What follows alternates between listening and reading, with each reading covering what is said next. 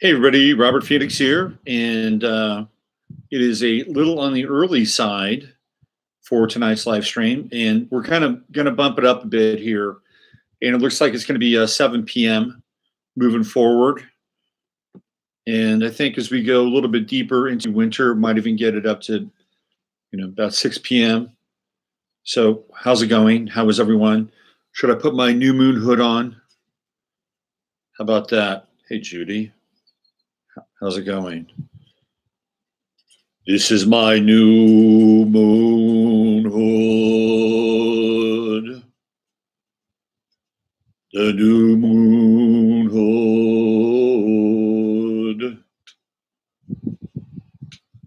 The sacred moment of the new moon in Virgo. In Virgo.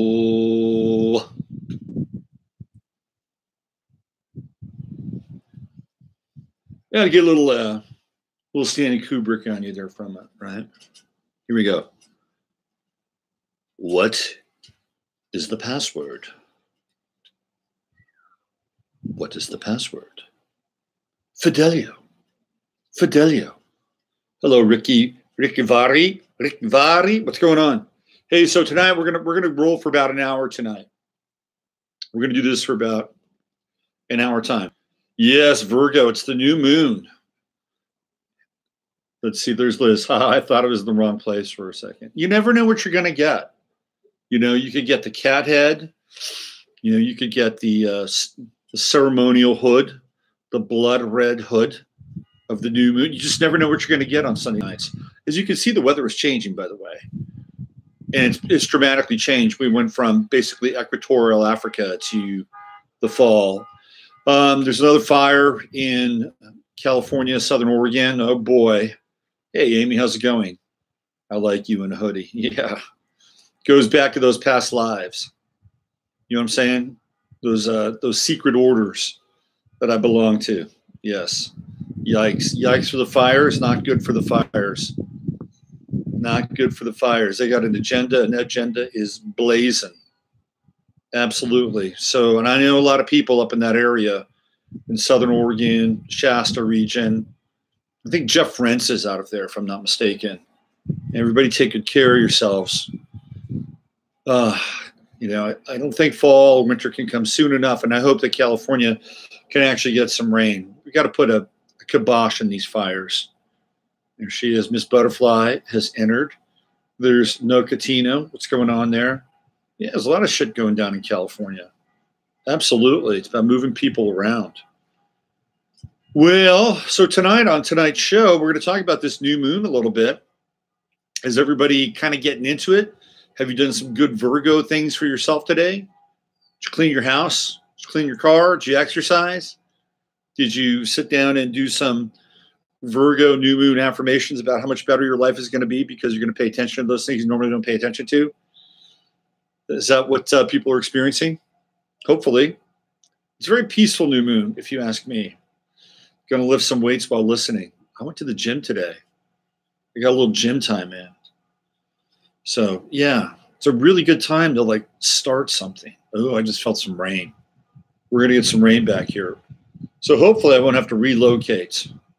And we can just hang out and do tonight's show on the patio. I think this is the last weekend of the butterflies. I think after next weekend, they begin to migrate south. And I'm sorry, not the butterflies, the hummingbirds. Hummingbirds, yeah. Hey, there's Heather. I look cozy. It is not cold, but it is not warm either. It's not warm. So I just decided to put a little hoodie on, get a little red action, bring in the color red tonight. Yeah, no, I think we've dropped about, I think it's probably around the low 70s right now. So I think we dropped around 25 to 30 degrees. And you can see that there'll probably be some condensation accumulating. Hello, Mary Taylor. Welcome to the show. Welcome to the proceedings. Shall I do it for everybody that is coming in late? Welcome to the proceedings. The Sunday night live stream. with Robert Phoenix. How's that? Here we go. You got that a little early. If you're coming in late, I was rocking out the ceremonial hoodie. You're a dork. I am a dork. Come on, it's okay to be a dork. You know, I mean, we live in a world right now where, man, everybody's taking everything so fucking seriously, right? You sound like PIL, Public Image Limited, Johnny Rotten. I'll take that as a compliment. Absolutely. Summer over in Seattle. Yeah. You enjoyed it while you could, couldn't you? That's funny. Maybe I should cut a record. The greatest hits of the Middle Ages. What do you think? Hey, what's going on, Alexis? You're the greatest hits of the Middle Ages. That's what I think I should be doing. Yeah. You know, maybe like madrigals meet cocktail music. Madrigal lounge. I don't think there's a genre yet called madrigal lounge. Am I right? Hello, Gina Canellis. What's happening? Welcome. Welcome to the show. So we're going to talk about this new moon. I'm actually liking this new moon. It feels very gentle. You know, Virgo is a nervous sign, but it's also a gentle sign. I think the gentility of Virgo is coming through. And we're starting this fall season, which really takes place on the 24th of September. We're bringing it in with the kind of this quiet, gentle spirit. The weather is changing here. It's a bit contemplative. And people can begin to think about sort of the health and overall well-being of their body, mind, and spirit. It's not just the body with Virgo. It's all three. Good morning, Ms. Kitty. So we're bringing in this energy. Of course, we're going to be joined here by Rosie in a minute or two. She's just kind of entered in here. She always likes to come in at the beginning of the Astro live stream here. I'm liking this new moon and energies. I think it's good. I think this new moon, there's a purification. There's a cleansing quality to this new moon. You know, we're in a very interesting time, I think. And one of the things that I'm sort of experiencing, this is just for me, is how can we maintain our boundaries and continue to practice our discernment while also developing kind of a greater sense of compassion and empathy. I wouldn't say gentility, but to not be as rigid and hard. Again, the kind of the metaphor is bamboo. That's the one I'd like to use. So how can we do that? How can we continue to sift through the information, to hurdle through the universe and continue to redefine our boundaries, discern, and continue to work with this process of truth while dialing down on the stridency? I think that this is going to be the challenge of the coming year, to be quite honest with you. So this is a question that I'll pose to some of you in the chat room tonight.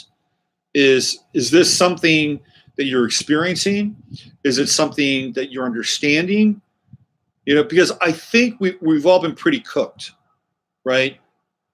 We've all been pretty cooked just in terms of what's going on. And I'm going to talk about some cooking tonight. Okay, so don't think I'm, going soft or the edges are getting really fuzzy. No, I will talk about some cooking tonight. But I think we've all been pretty cooked. And I think part of what we are doing here on this planet is we're evolving. We're evolving. 18, two girls playing with an Ouija board. I like that symbol.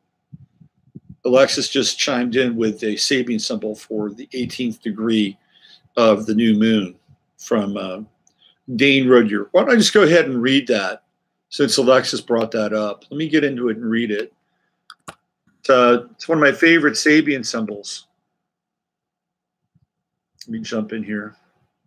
So we're looking at 18 Virgo. And of course, I'll be reading the Dane Rudyard interpretation. I think this is timely. This is what Rudyard has to say about Virgo 18.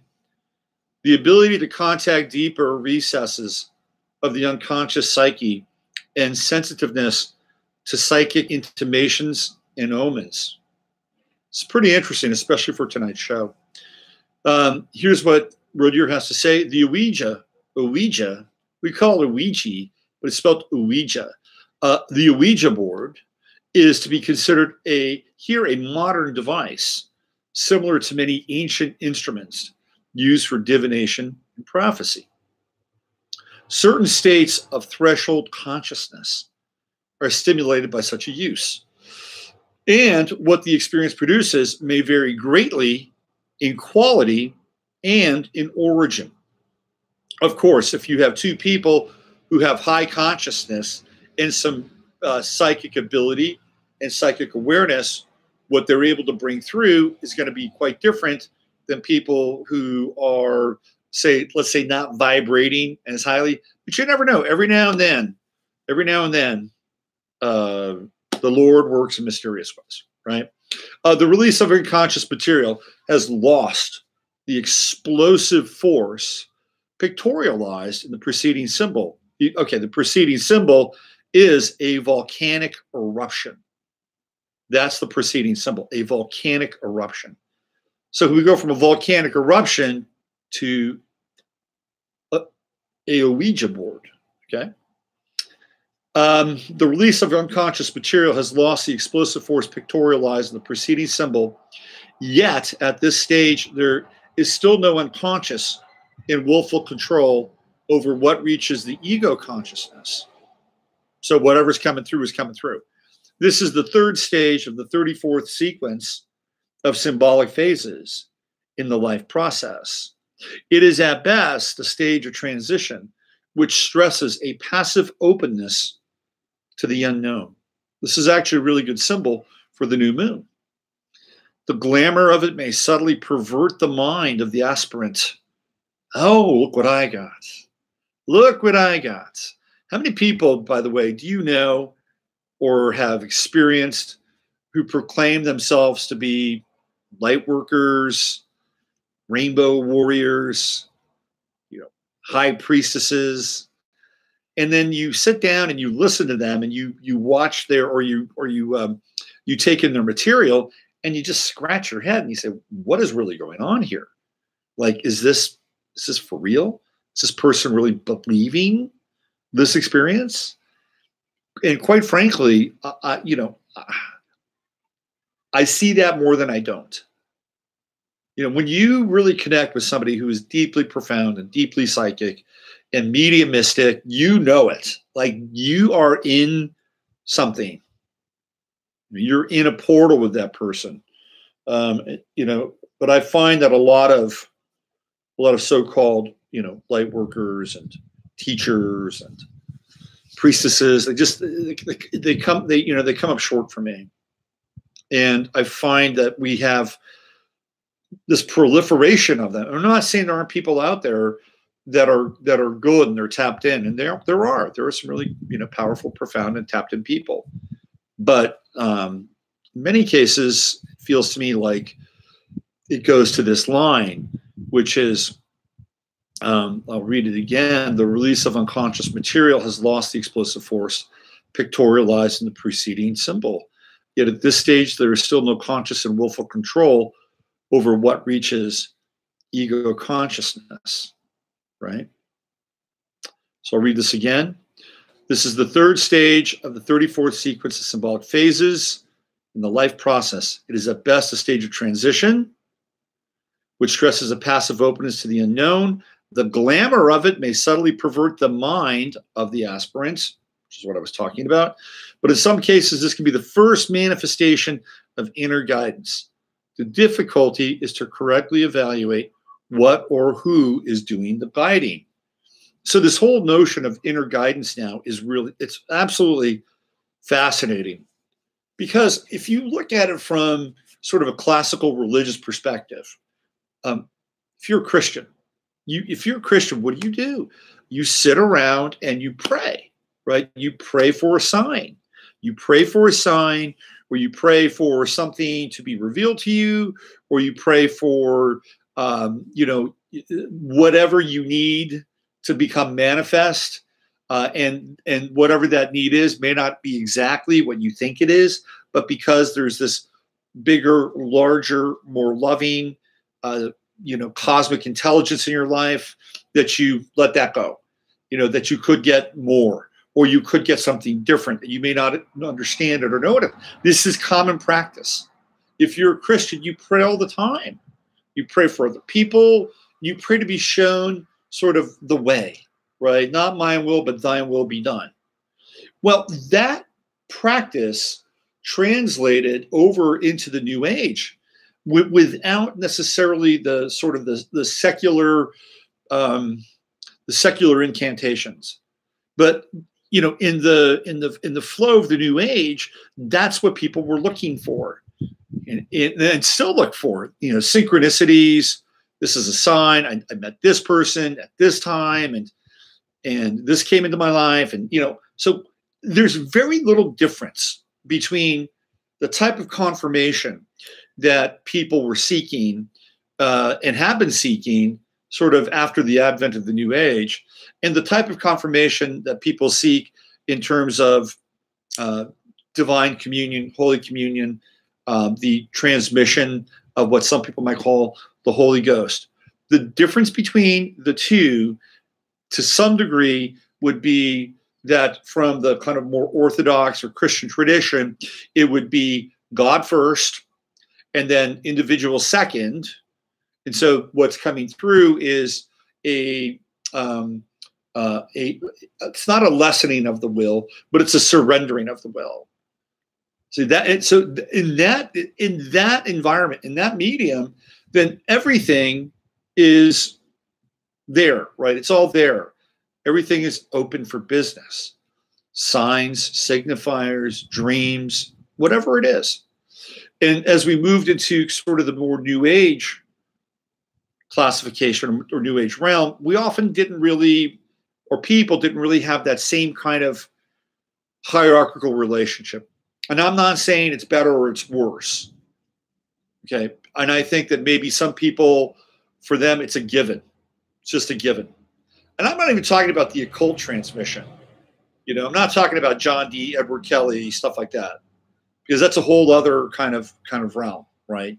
And there's channeling and beings. I mean, when you get into this space, it's very, very interesting. But I think that, most people want to have a sense that they are aligned with their path. They will see things in their environment. They'll experience things in their environment. And those things will more or less give them feedback as to who they are, where they're going, and how successful they may be if they continue to move down that line. Okay. I'll just read the last sentence again. The glamour of it may subtly pervert the mind of the aspirant, but in some cases, this can be the first manifestation of inner guidance. The difficulty is to correctly evaluate who, what, or who does the guiding. That's where we get into discernment, and I think that this is important. I think it's important, right? I think that if you don't have that period of intense and you are in a place of incantation, or you're in a place of summoning, or you're in a place of prayer, if you don't have that period of intense, then what's going to come through? Well, what's going to come through is probably a few shades darker, a few vibration levels low, and more invested in what it wants to get out of the situation versus how it can co-create and work with you so that you can unfold in a deeper sense of love and compassion and empathy and the application of the divine will in conjunction with the individual will. That's my 2 cents. That is my 2 cents. So I think we're in a time right now, like tonight, this would be an interesting exercise for you people that are watching and listening tonight with this Virgo new moon. Perhaps this would be a really, really good night for you to have that experience. To, maybe when it's all said and done after tonight's transmission, you sit down and you light a candle, and with the purity of intent, and I'm going to do it myself. I am going to put myself in a state for the purity of intent for a couple of situations that I have unfolding in my life, which I don't really want to talk about. But I think that this could be a really powerful time for that. So maybe what we'll do is tonight, I won't lead a meditation or anything like that. You do it on your own.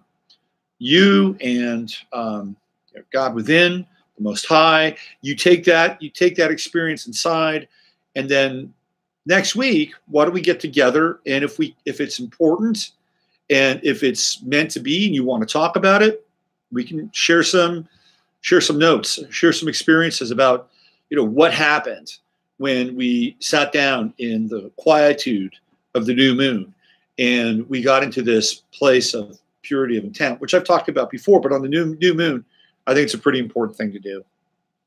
There are other things, obviously, with this new moon you can do. If you wanted to start a cleanse, if you wanted to plant some fall crops, maybe some of you have done that already. I know Finca Feliz, aka Lynn, does a lot of great stuff with things like tinctures. Steve and Chris work with the flower essences on the new moon in Virgo. Even though it's a little bit late tonight, you might get some of that energy tomorrow too. You might want to look at putting a batch of that stuff together, and because it's a really good time. And you'll learn from it. You'll learn from whatever you do as well. Hey Alexis, thanks for bringing that up and adding that to our discussion tonight. That's a really good launching point for tonight's live stream. Let's get back on in here. Let's see who's talking. I'm scared of this week. Don't be scared. Look at that. Of course, she already did. Of course she did. Forgive them, for they know not. Yeah. Some spooky attachments are possible if you aren't grounded. Absolutely. Absolutely. Is that Bettino guy still in Sedona? That guy's a trip, right? Huh? That Bettino guy. You ever read that article? He's interesting because I think a lot of the things that he talks about are, it's like radical wisdom, crazy wisdom, radical truth. And some of them are actually quite good. Well, there's some stuff the guy talks about, like, wow, this guy switched on. But then he had that incident where that dude killed himself, and he was connected to him because he said, well, if you're not going to grow, you may as well fucking kill yourself, right? And the guy did. I mean, yeah. This is where we get into this responsibility piece. They drove him out of town after one of his followers committed suicide. This is the guy that I was talking about. There was a young guy, and he was the young guy that did it was really interesting. He was a tennis player. He was an achiever. He was like desperately trying to like hit that third rail and then survive that experience. I think sometimes people, and maybe this is a good dialogue for the new moon. I think sometimes people have this feeling that if they just clean everything out, that they'll be fine. They can just clean everything out, they'll be fine. Emily says he's a cult leader. Yeah, yes. Cult leaders, here's what I will say about cult leaders. Cult leaders create such a level of dependence upon people that they reduce people to a state of infantilism, and that the person believes that they cannot live without this person. That is the definition of a cult leader. Is that they reduce another person to the level of infantilism. Plain and simple. And they will not leave of their own accord. And the world is full of them, man. The world is full of them. It's like there's so many manifestations and stories of people like giving their power away and people taking that power, avariciously just taking that power. Is he a cult leader? Yeah, he probably would fall under the auspices of that or the definition of it. But he also has some interesting things to say. And sometimes people do. I mean, there are people like if you really read Saul Alinsky, you'll come away with, man, this guy's got some interesting things to say. He may use those interesting things for moving people in a way that they may or may not really want to be moved. But, there's some interesting stuff in there. And look, and I am not promoting, I'm not promoting Satanism, but if you read some satanic stuff, you go, wow, man, this really makes sense. Some of this really makes sense. I can see why those people would want to believe in that, right? It's about empowerment and taking responsibility for your life and kind of a dark, whatever way it is, right? So you'll find these little kind of nuggets of truth or things that will resonate. But ultimately, how does it come down to how we treat other people? How does it come down to are we creating something in our lives that makes this life better, more appreciable? Are we adding to the overall flavor and joy and beauty of this experience? That's really, I think, where the rubber hits the road. And all the great teachings in the world, if they don't move you into that direction, then they're probably a lesser form of wisdom, in my experience. What's going on, Scoobs? Boundaries are very important. Teal Swan. We're talking about Teal Swan. There's another woman, right? Some other woman took Teal Scott's or Teal Swan's advice and, checked out. I mean, we live in a time where you got to be really careful. If you are somebody who has some kind of, connection with people, you got to be super, super careful. And I know I used to be around shamanic types in the Bay Area and stuff. And I can tell you some stories that would make your toes curl about people and their abuse of power in the name of breakthrough and transformation. And one of which I'm not even going to talk about it, but one of which even involved a murder. Okay. So it's a dark, dark, dark, dark, dark secret. Not that I had anything to do with it, but I just know about it. Farah Jade said, I spent some time in Sai Baba's ashram years ago. Everybody loved him, but he looked like a creepy lizard to me. There's all kinds of connections with Sai Baba and pedophilia. There's another guy. I mean, so we're in this place of purity now, right? Swami Muktananda, who is, he was one of the big gurus of the 1970s. He had an ashram in Oakland, and Guru Mai comes out of that tradition. Swami Muktananda, well, he was like everybody. Oh, you just got to practice celibacy. If you followed Swami Muktananda, you had to practice celibacy. Well, Swami Muktananda had a little tunnel that went from the center to his living quarters. I swear to God, this is true. So people, like women, would crawl down, open this door, crawl down into this tunnel, go underneath the property, and then pop up in Muktananda's chambers. And what would he do with them? Well, divine transmission of love, of course. So this is an interesting discussion we're getting into tonight. I wanted to talk about Serena Williams. I want to talk about Serena. Should we just jumpstart that thing? Should we just jumpstart the Serena Williams conversation? Is that? Are you guys interested in that? I think you probably are. All right, I'm going to get into the Serena Williams stuff. It's so fascinating. We're going to look at two charts. Go to my website tonight, robertphoenix.com. Go for it. Glenn says no. Cheeky monkey shirt. Sure. Okay, Glenn, hang in there. It'll only take about 45 minutes. I promise. Go to my website, robertphoenix.com. Okay. And I have Serena Williams' chart, and it's her chart with the chart of her meltdown. Okay. So you can go there, check that out. The other chart we're going to look at tonight is Neale Donald Walsch. I've done his chart before, but I think it's actually worth looking at tonight in the light of our conversation that we're having about things like guidance, trusting, source, discernment, all that stuff. Okay. All right. So let me break this down. Maybe I should play you guys the audio. Here, I won't play the audio. I'm not going to play the audio. But what happened was that she was playing at the U.S. Open, and she was playing this young gal from Japan who is an amazing and remarkable tennis player. And this young gal from Japan was beating Serena Williams.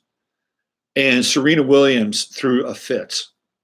Now, you have to understand kind of this backstory. And Emily and I have been talking about this. We've been talking about Serena Williams and what's going on with Serena Williams. If you go back, and I think we talked a little bit about it during the interview that we did, which a lot of people like. You can check it out. Oh, by the way, isn't Joe Rogan just the Death Star for people's careers? I mean, if I was, really successful, I would not go onto Joe Rogan's podcast. Maybe it's that, what I think is his seventh house with all that Scorpio in it. I mean, he is like the Death Star. Alex Jones went on there, and shortly after Alex Jones went on his show, Alex Jones went into a tailspin. And by the way, Alex Jones is no longer on iTunes. They pulled his app. So Alex Jones is completely cut off now. No Twitter, no Facebook, no YouTube. Alex Jones is limited to InfoWars. And I think Mike, the Health Rangers website. Okay. So let's just go down the hit parade. Jan Irvin, who is a friend of Joe Rogan, went on Joe Rogan's show, and they're both like these psychonauts and everything. And Joe cut Jan Irvin's knees out from under him during a show. And after that, you know, Jan Irvin's kind of upward momentum began to downwardly spiral. Alex Jones was on Joe Rogan. Same thing. And I saw the Alex Jones interview. He actually said some interesting stuff, some very interesting stuff. And by the way, I think Alex Jones is smarter than Joe Rogan. That's just my 2 cents. But after that, spiraling downward. Steven Tyler, he goes on to Joe Rogan, and Joe Rogan reduces him to the level of like a feeble 5-year-old who believes in fairy tales and fables. Now, I don't know what's going to happen to Steven Tyler's career, but after that show, he's not looking too good, to be honest with you. He tried to do that shit with Candace Owens. She wasn't buying it. She stood her ground, and, you know, she was kind of impervious. She had one of these superhero kinds of, you know, shields over her. And she was like, you know, what's her name? The gal from the Fantastic Four. Who else? So yeah, we have Mr. Elon Musk. He goes on Joe Rogan. Bam. He goes down. He goes down. He goes out. You know, Elon Musk is in a very precarious situation. The only reason why I don't think they kick him out is because they all think he's like, you know, incredibly smarter than the rest of them. And by the way, who's going to run that company? You know, if they take Elon Musk away, I mean, part of those companies, the car, the SpaceX, you know, the bullshit rockets and the flamethrowers, they're all connected to his brand. You take him away, the brand goes. So I think they're kind of in a precarious situation. They don't know what to do. They had 2 guys step down, their stock price hit. But there you go. It's part of the Joe Rogan hit parade. That's absolutely what happened. So if you're smart or you're intelligent, and you know, the only guy who doesn't suffer anything is Neil deGrasse Tyson, because Joe Rogan loves him. He brothers up with him. All right, let's talk more about Serena Williams. So Emily and I have been talking about Serena Williams. And a long time ago, if you go back and listen to a show that I did with them, I think it was last summer, we were talking about tennis. And Emily and I were talking about Serena Williams as being either intersex or a male. We talked about this a great deal. And Emily loves tennis. And Emily, of course, is, you know, very, very fluid in terms of, you know, how she views herself in the world, you know, but at the same time, she's also got some really sharp instincts. So there's been some stuff happening with Serena Williams lately that's very, very interesting.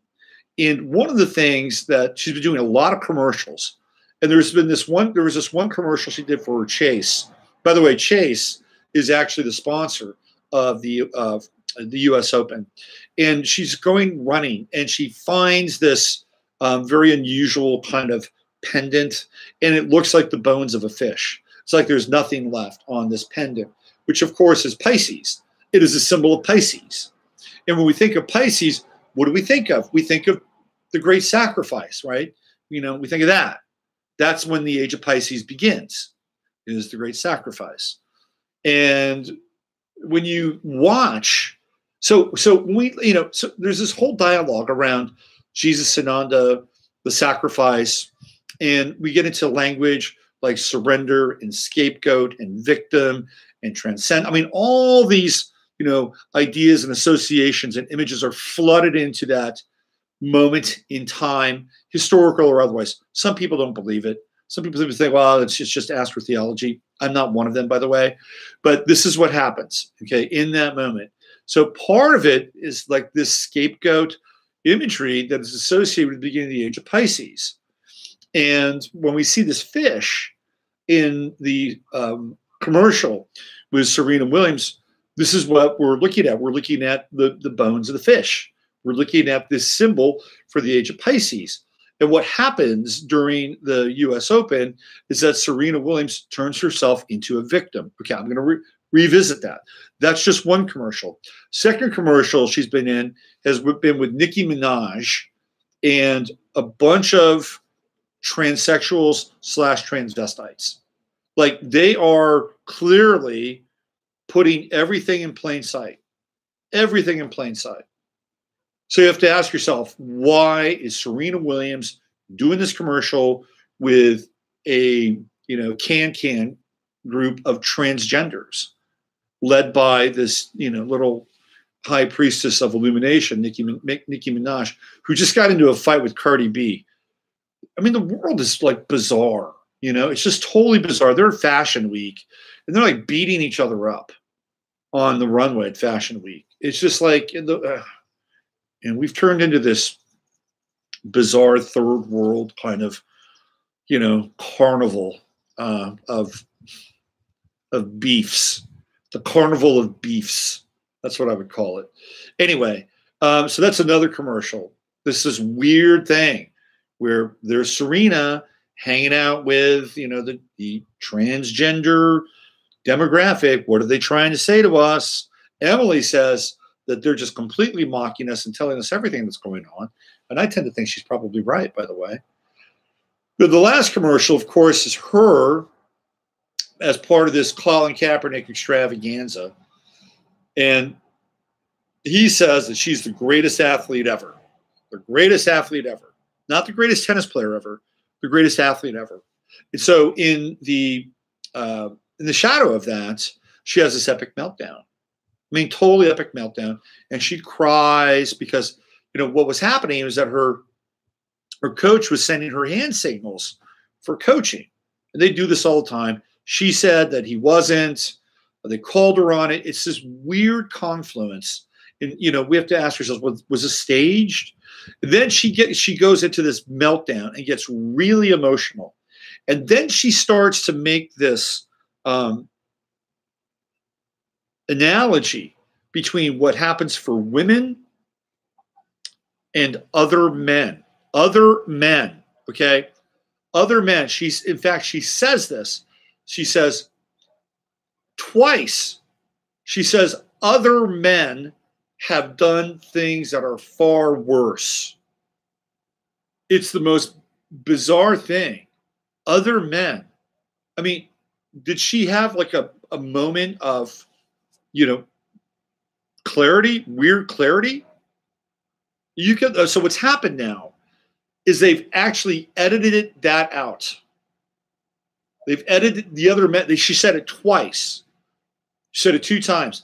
And then she's also saying, I'm a woman. I have a child. I have integrity. I wouldn't do anything like this. And I'm a victim. And so where we go with this now is this whole Piscean place, right? It's this whole Piscean place. The victim, the Piscean age, the symbol on the fish. And now she becomes this person who, theoretically, we sympathize with in a religious sense. Oh my God, it's terrible. Oh my God. Billie Jean King came right out, and what was her tweet? Let me read the Billie Jean King tweet. Hold on. Yeah. Let me play this for you. I'll let you guys hear this. Here we go.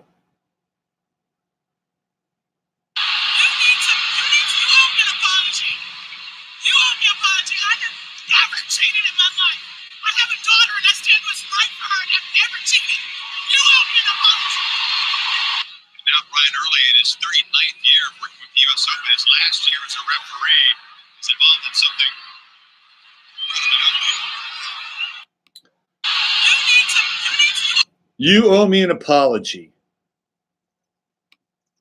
You owe me an apology. By the way, they're all wearing the colors of Saturn. They're all wearing black. Serena Williams is wearing black. One of the judges is wearing black. Both judges are wearing black, by the way. Here's the tweet from Billie Jean King. She says, when a woman is emotional, she's hysterical and penalized for it. When a man does the same thing, he's outspoken, and there are no repercussions. Thank you, Serena Williams, for calling out this double standard. More voices are needed to do the same. You know what's fucked up about that is that somebody else won that match. This young gal from Japan won her first Grand Slam match. And we're talking about this thing, this SJW, sort of updraft. And it's completely ridiculous. Okay, so I want to get into something a little more esoteric here. And if you go to my site, robertphoenix.com, we'll be able to work off those charts that I have put onto my website. Hold on one second. Let's go there. Let's do this. I don't want to go here. Give me 1 second. Okay. So it's right at the top, Sunday Night Livestream charts, the Serena Williams meltdown, Neale Donald Walsch. Click on that, read more. It's right there. Okay, so let's look at this chart. All right. Emily, myself, and a number of other people believe that Serena Williams is probably a man. Okay? I know it sounds scandalous. Probably a man. The other thing that Emily was talking about was that I think it was Nike. They were showing all these videos, pieces of film of her when she's young, and when she's young, she looks like a boy. Okay, now I know. It's like sometimes that happens. Okay, but I was thinking about the symbol, not just the symbol, but the actual kind of nomenclature of what it is to be a hermaphrodite. Maybe this is part of what's going on with Serena Williams. This goes back to what Emily was talking about with intersexuality. Maybe she's a hermaphrodite. Well, we know she's a Libra. She's born on 26th of September, and she has a Virgo moon. Now, Virgo is a very interesting sign, and it is probably one of the more hermaphroditic signs, or probably the most hermaphroditic sign in the zodiac. And the question would be, well, why? Well, because Virgo is ruled by Mercury, and Mercury is Hermes. Okay? Virgo is the virgin. She's the virgin. Virgin Mary, the virgin goddess of grain, it's a virgin. And by default, it's not a male virgin, by the way. It's a female virgin. It's feminine. It's an earth sign. So by default, since Virgo is a feminine sign, it has a connection to Venus, right? When we talk about feminine signs, it doesn't matter what the feminine sign is. Water and earth. Now, there are two signs in the water-earth combination that I think tend to be a bit more masculine, Capricorn and Scorpio, for different reasons. But technically speaking, they're still feminine. Water and earth are feminine. So we have the feminine energy, which is ruled by Venus. The masculine energy, air and fire, is ruled by Mars. It is male energy. So when we have Virgo come into play, we have the virgin. By the way, it's a virgin. It's like Taurus is a bull. It's an animal. Capricorn's an animal. Virgo is a woman. It's a virgin. So we have this double default where it's Venus. So if it is also ruled by Mercury, so we have Venus and Mercury. The other names for Venus and Mercury are Aphrodite and Hermes. And then when you put them together, you get Hermaphrodite, which is the offspring of Mercury and Venus. So, Hermes got together with Hermaphrodite. She's like, oh, wow. I like the way you look tonight. You're dressed pretty nicely. You dropped that message off for the big guy. Boy, I really like that. I was very much into that. And you look great. Come on over here. Let's hang out, Mr. Hermes. It's like, can't wait. Me and Aphrodite, right? It's a good night for Hermes. Anyway, they produce a child, and it's both. It's both masculine and feminine. It's the hermaphrodite. So when we look at just this assignation of Virgo, it kind of gets into that a little bit. It's a little bit. Like, look at Michael Jackson. He's a Virgo. He's another kind of hermaphroditic character in a lot of ways. Yeah, Michael Jackson. He talks like this. And he's hermaphroditic for probably a number of other reasons. But I think he's archetypal. Okay, so let's look at this. Now, Serena happens to be ruled by, well, her ascendant is Aries. She's very masculine, right? She's got a masculine ascendant. So no, I take that back. Her ascendant is ruled by Taurus. My bad. My apologies. Her ascendant is ruled by Taurus. Her 12th house is Aries. And Uranus is retrograding back into her 12th house. So in actuality, she's actually ruled by Venus because her ascendant is Taurus, correct? And her, let me just make sure here. I just want to make sure. Hold on. Ascendant, yeah, 3 Taurus. So she's ruled by Venus on the ascendant. Okay. Look where Uranus is right now. Uranus is right on her ascendant, her identity. And we see Uranus, and what is it? It's an agent of change. It is a change agent. So Uranus is going to be on her ascendant for, the next year or two, about almost the next 2 years.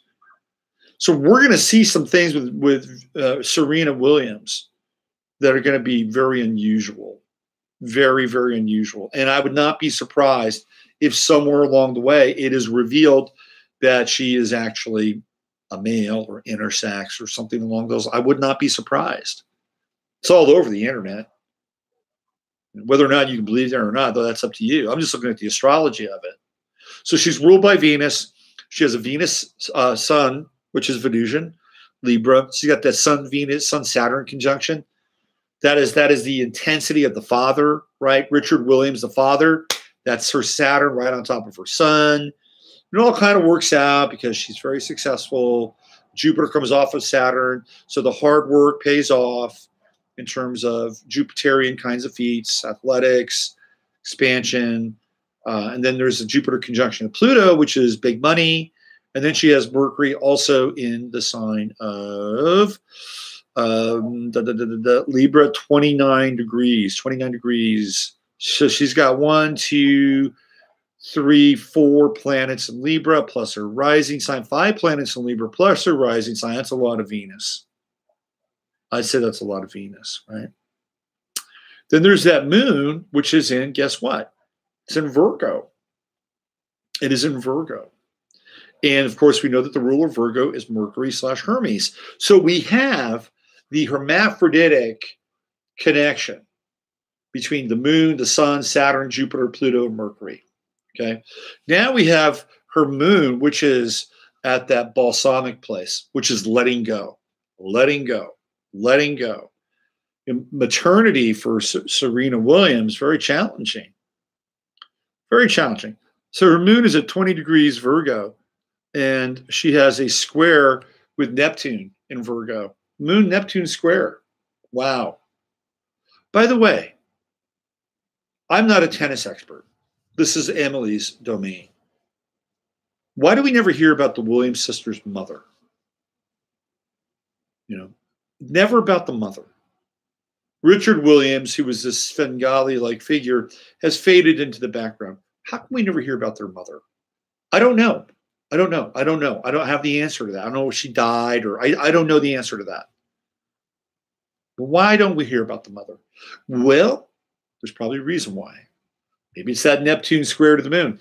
Or maybe her mother issues, moon squared Neptune, are not what they seem. that her maternity is not what it seems or appears to be. And here we have this new moon comes in. Yesterday, I think, where was the moon? Was it 18 degrees? Yesterday, if I'm not mistaken. Let me just check here. September 9th. Let me just go. Yeah. September 9th, 20. Okay, so the meltdown would have been on September 8th. So let me change that. Get in there and change that. Hold on. I need to give me 1 second here. I got to be exact. You know, I owe it to you. I owe it to you people to be as exact as possible. It is the new moon. Give me 1 second. Here we go. All righty, here we go. I'll make the adjustment on the website very quickly. Okay, so in that moment, the moon was in Virgo. Still, wasn't quite conjunct her moon, but it was still in Virgo.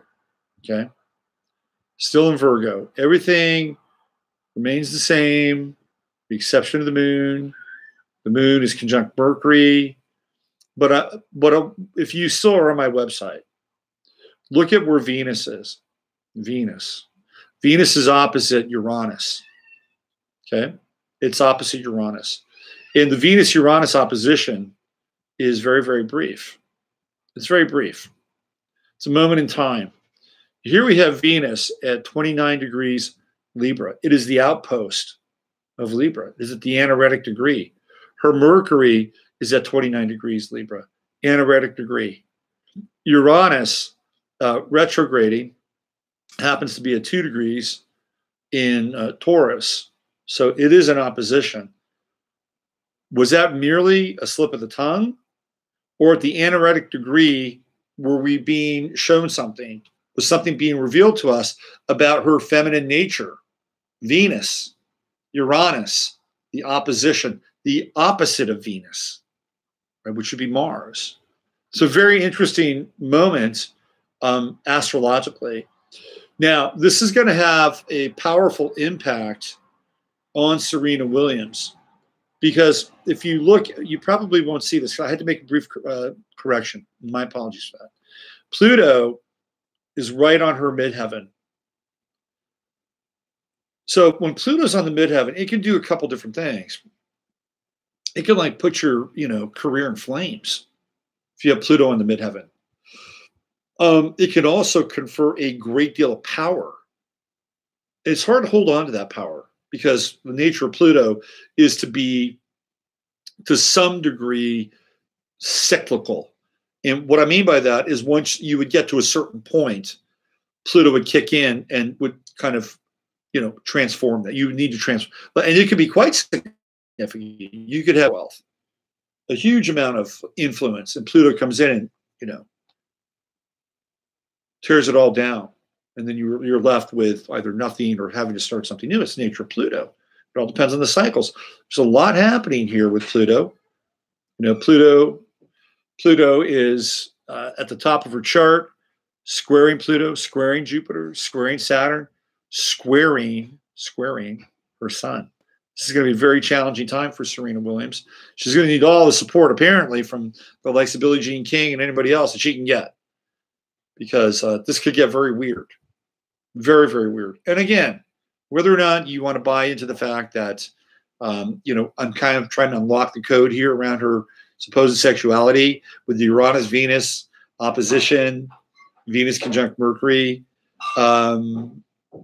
But the bottom line is that there is a young woman who played a hell of a tennis match, and she was robbed. She was robbed of the opportunity of that moment and for that moment by somebody who's won so many matches over the course of her lifetime. If anybody needs an apology, it's her. And it really, really, really should come from Serena Williams. Now, we have Mars direct, and that's in still Capricorn. There's a lot of anaretic action going on here. 29 Mars, 29 Venus. She's got Mercury at 29. She's got the true node at 29 Cancer. That's going to be very interesting. She's going to do her nodal return right after the holidays. Not the holidays, I'm sorry, the midterms, I bet. So Mars is actually, squaring So we got Mars at 29 Cap, and it is squaring, let's see, Pluto. She's got Pluto at 23. She's got a Mars-Pluto square.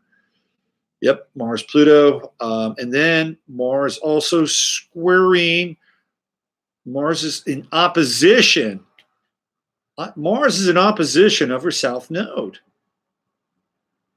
She's got her south node at 29. So, oh my God, this is amazing. So transiting Mars is on her south node right now. That is incredibly vulnerable. And it's incredibly volatile too. I think she's going to have some ramifications around this. It's going to be interesting to see what the fallout of this whole Serena meltdown is. Let me, I'll make this adjustment here after the show. The only thing that's different is the moon changes by about 10 degrees. Everything else is in place. Let me get into the chat room and check you guys out. Let's see. We got, I remember the mom, definitely. Okay, she looks like Serena. They don't talk about the mom, though, do they? They don't talk about the mom. They just don't. There's no real mention of Serena's mother. It's very strange. Serena is ruled by Venus, her sister. Well, that's kind of true. I was going to talk about Venus. Their mother was always at every match. Okay. I just, you know, I don't claim to know. That's Emily's domain. So I claim to be uninformed around the mother. Okay. What is significant about the Anaretic degree? The Anaretic degree is a degree that where there's no energy in the sign. There's no energy in the sign. It's done. It's gone. So people who have a sign, very, you know, planet in that sign, there's no juice left. So it's hard for them to, you know, marshal the effort to stay inside that sign. And in most cases, they want to go to the next sign, which they can't. They can't do it. They can't go to the next sign. They have to learn the lesson. And people that are born at the Anaretic degree also have a tendency to have weird and kind of fatalistic things that can sort of kind of be around them. A lot of times, the Anaretic degree is going to be on the 22nd day of the month. And so you'll have people that are very, very competent born on the 22nd with the sun sign. But with that Anaretic degree, it's a challenge to maintain that level of competency, mastery, and everything that kind of goes along with that 22nd degree. And then the other thing with the Anaretic degree is that people will go down a certain path and they'll do something, and then they'll change it very quickly, whatever that thing is. Like they'll, you know, people of the Anaretic degree might be involved in getting married, and the wedding's planned and everything. All of a sudden, they'll drop out of it. That's kind of a connection. A couple of things that connect to the Anaretic degree. Somebody said that Taurus women are masculine. I would say some Taurus women are masculine. Taurus women, Taurus men, they basically break down into two groups. One group tends to be really strong and solid and thick and, you know, kind of bull-like, you know, kind of, you know, so, you know, I've seen this. They're, you know, they're stocky, strong people. That's one version of Taurus, both for men and women. There's the other version, which is more, you know, theoretically Venusian and curvy and soft, you know, lots of contours, you know, and for the men, you know, they go from being like these solid, stocky, you know, they don't, you know, sort of like blocky people to more Adonis-like, you know, and men, by the way, under the sign of Taurus, almost always have great hair. Taurus men have great hair. Fred Astaire version of Taurus. Fred Astaire, he's a feminine version of Taurus. You know, feminine. You'd have to look at the chart completely to see what else is going on. But he'd be more of kind of a Venusian version of Taurus. Anne is a Taurus. Yes, Anne, you are a Taurus. And Anne, I think you're probably the more feminine version of Taurus that I'm talking about because I know you. I've met you. Yes, exactly. I'm not masking at all. And Tauruses do have great hair. They do have fantastic hair. Why don't we do this? Let me just go through the chart of the moment very quickly. And then any insights on 29 Libra, Neptune? Well, that is, you know, when you get out to the outer planets, they tend to be generational. And they're not always, you know, incredibly personal. However, I would look at where Neptune is in your chart and what it's doing. if Neptune is squaring something at the 29th degree, well, clearly you're going to have a different relationship with sort of that energy. And you know, that's sort of the end of Gen X. And I know people who were born at that time who spiritually might feel more connected to millennials. Like, oh, I'm more millennial than I am Gen X, right? And that may be the case, but you're not really. No, I do not. And looks like she has great hair. I've been around Anne. And let's just say Anne. I met Anne one time in Virginia Beach. She came to see one of my talks. She's very Taurian, just in terms of the Venusian feminine side of things. Okay, let's go back into let's go to the chart of the moment. Let's do that. Just look at a few planets, and then I'm going to blitz on over to the Neale Donald Walsch stuff. We'll wrap it up tonight. Okay, so we got the Virgo new moon. We talked about that. Let's just bang on that chart of the moment. And I'm looking at it from an overdone perspective. So we have the new moon in Taurus. So we're coming out. We've got that nice little stellium happening. We've got a grand trine going on. It's a kind of a wide grand trine, but it still connects. Mercury's 18. And it's kind of a wide trine to Pluto. It certainly isn't trine to Saturn. So we have this nice grand trine with Mercury, Saturn, and Uranus. We can be forward thinking. We can be clear. We can be conventional. You're going to start the workday off and your work week off with this new moon energy. Now, the moon has moved past the sun, obviously, since we're at 29, 21 degrees. By the time you get up tomorrow, it'll probably be around 25, 26. Yeah, so it's kind of right at the edge of that new moon energy, but it'll still be in there. It'll still be in there. And what I would suggest you do tomorrow when you go to work is clean up your desk. Clean up your desk, clean up your computer, get rid of shit. Get rid of old files, clean up your desktop on your computer, start the week fresh, start the week clean, start the new moon cycle as clean as possible. That would be my advice to you tomorrow. Right, my advice to you tomorrow, just to start things off in a copacetic sort of way. Mercury in Virgo certainly supports that, and it's actually a pretty good time if you are involved in sharing ideas with people. Whether your ideas come from your website or your Twitter account or your YouTube channel or even inside the work environment, it's a great time to table ideas.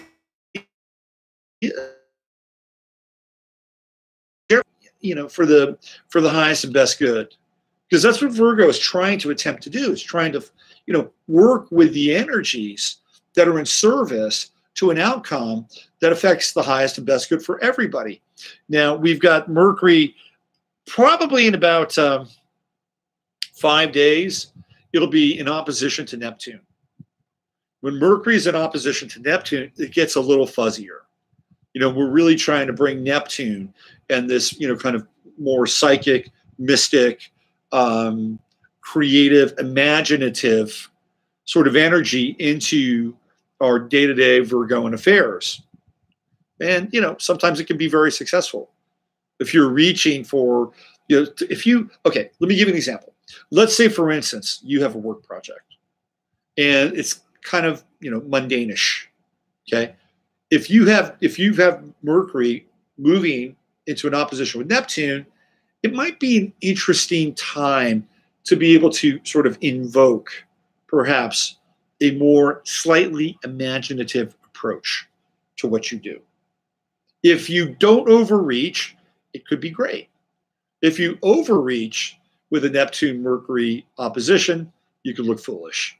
Okay, but if you underreach a little bit, and try to bring something in, it's a little more imaginative, a little more creative, could be an interesting exercise.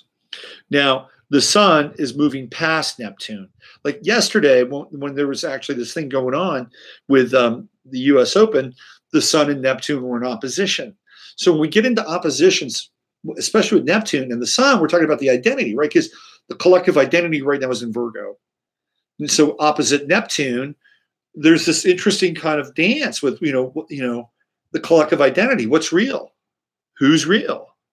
Is Serena Williams real? Is it what she, is it surreal? So this kind of an interesting point in time. Now the sun is moving, it certainly was yesterday.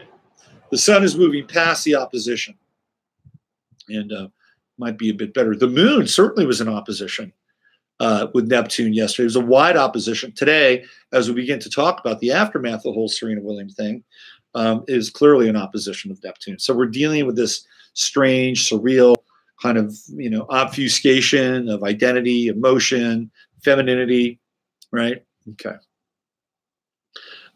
Mars, again, moving forward. It's at 29 degrees. Aquarius, it's still, I believe, if I'm not mistaken, slowly trudging through Donald Trump's 6th house of open enemies. Have you ever seen a more active astrological application than Mars going through Trump's 6th house? Do you remember when I started to talk about that? I started to talk about that months ago, and I said, you better be careful, right? He's got Mars going through his 6th house, open enemies, and boy, have we seen them. Freaking rogues gallery of open enemies. He's not done. He's not done. He's got to walk this plank. He's got to walk the gauntlet for. So it is not over. If you think that the op-ed is the peak, by the way, that's a hidden enemy. That's not an open enemy. That's a hidden enemy. That's 12th house. And Trump has that true node going through his 12th house currently, right? So it would bring that up, transiting through his 12th house. What else is happening with the chart at the moment? Oh, Venus is just about ready to move into Scorpio. Probably will move into Scorpio within the next hour or two. And it's going to be in Scorpio now we're going to hit that retrograde at 10 degrees. I believe it's on the 6th of October. That'll be an interesting transit. Heather and I talked a lot about that during our time together. And Regina and I got into this Venus retrograde. By the way, my interview with Regina, or talk together, which is the fall forecast, will be, I think, hitting sometime this week. And man, do we get into some stuff. I've never seen Regina so fired up before. I'm going to give you a tease on this, okay? Regina gets controversial. She gets very controversial. It'll be interesting to see how people feel about it. And, I sat back and I was like, I was like, hey, there's no air right now. Theoretically, with the Venus moving in Scorpio, there's no air in the chart at the moment. So we'll be lacking a little bit of objectivity until the moon moves into Libra. And that'll happen probably sometime later tomorrow night as we get into that Libra moon. That'll be nice. You'd dig that Libra moon for sure. All right, go back to my website now. And we're just going to quickly look at the chart of Neale Donald Walsch, which I thought, I've done his chart before. And I thought I had another look at it, and I thought it was interesting. And the interesting piece about his chart, just to give you this, this idea of who Neale Donald Walsch is, he wrote Conversations with God. So that gets back into what we were talking about earlier in the show about channeling, guidance, synchronicity, all those things that people pretty much look for, I think, all the time, either directly or indirectly. Okay, so Neale Donald Walsch has this book, Conversations with God, and he basically becomes this channel, and he's channeling God. I was never really into. They're both Virgos, by the way. Eileen Caddy's, Eileen Caddy from Findhorn.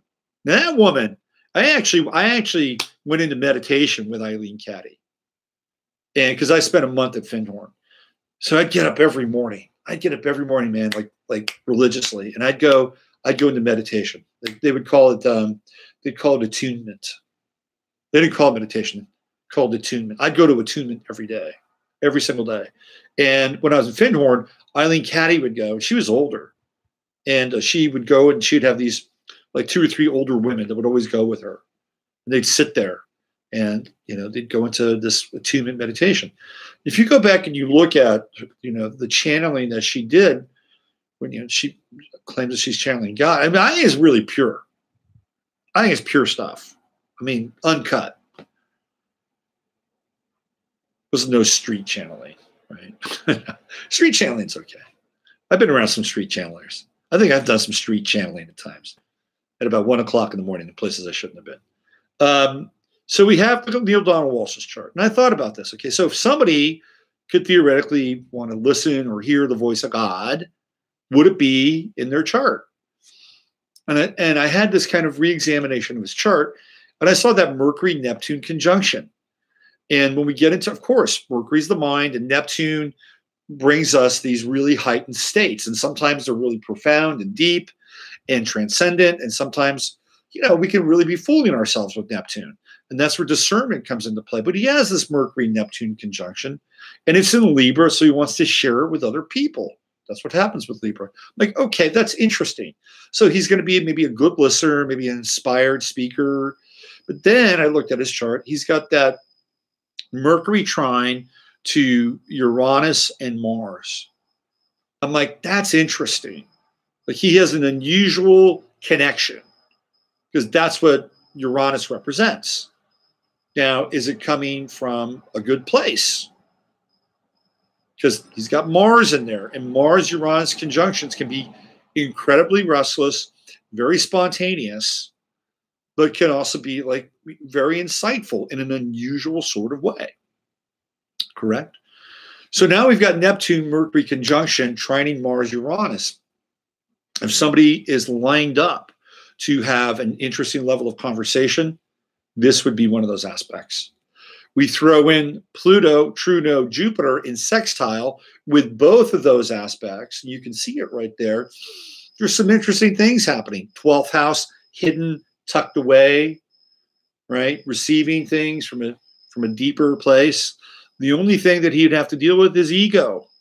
He'd have to deal with ego, right? Leo on the ascendant, and then the Sun square to Saturn, Mercury, Venus square to Saturn. And Sun square to Saturn, let me just dial that in. Yes, Sun square Saturn, Sun square Uranus. I think that's where there would be this interesting conflict between the Uranian piece, which would be more kind of the left-hand path, and the Saturnian piece, which would be more orthodox.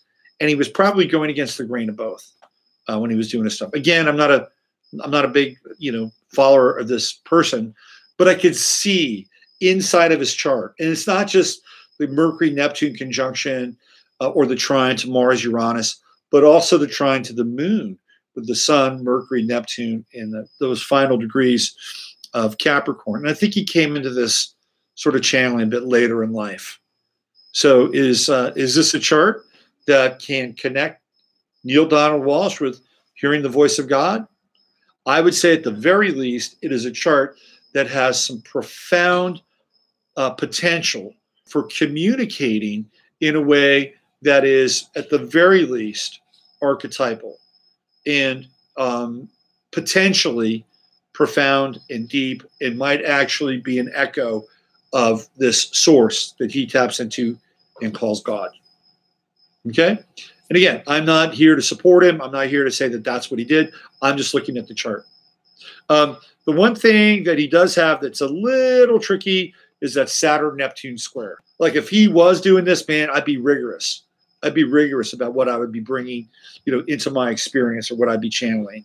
Because if not, he'd have to pay that Saturnian dues at some point, right? Because this Neptune-Saturn square is one of those aspects where theoretically, if you're authority, you could be faking it with the Neptune-Saturn square. Okay, let me just check in with the old chat room, see how everybody's doing. Some buffering issues. Oh, I'm sorry. Sorry about buffering. Gary Renard. I don't know who Gary Renard is. Hey, next week I'll be going directly into the box. So I'm going to have a hardwired connection into the box. Okay? All right? Okay, I thought Mars going through the 7th is open. No, it's the 6th house. Open enemies is the 6th house. The 12th house is hidden enemies, so it'd be the opposite house. Okay? Capiche? Okay, hey, listen, I'm going to jump on out of here. And we're gonna be doing this at 7 o'clock on Sunday nights from here on out. Okay. Yes. It was much more ominous and menacing before with the darkness, wasn't it? Now I just look like a nerd. Look like the Unabomber, don't I? I look like Ted Kaczynski. Okay. Hey, listen. Thank you. Thank you. Thank you. Thank you. Oh, we haven't done any unconditional love tonight. We have not done any unconditional love tonight. Who wants a little unconditional love? Little unconditional love. I know I'm going to do. I tell you what. Let's give Judy Anderson a little unconditional love tonight. Judy. Unconditional love coming at you. There it is, right there. Right there. Little unconditional love. Oh, look. Rosie's getting in on that. Unconditional love. Like she's right in there for the unconditional love. Unconditional love for Judy. Yeah, Judy. Love you, Judy. I love everybody else as well in this chat room. You're great. You're awesome. And if you want to check out my stuff, robertphoenix.com. And I will be doing 15 minutes of flame tomorrow from a secret location. It'll be a remote location. But I will do it, and it will be probably for about 30 minutes. And I'll just get into the topic of the day. We'll burn. And then that's the way it is now from here on out. Okay? All right. Love everybody out there. Use your head to discern what's real, your heart to discern what's possible. You've been listening to the Sunday Night Live stream. I'm Robert Phoenix. Have a fantastic week. Okay. Ciao.